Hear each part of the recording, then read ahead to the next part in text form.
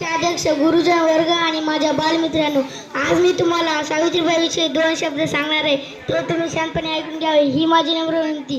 शाळेत जात असताना एका कठीण प्रसंगाला त्यांना तोंड द्यावे लागले. एकदा एक धटिंगण ज्याला सावित्रीबाईच्या शिक्षणाकार्याची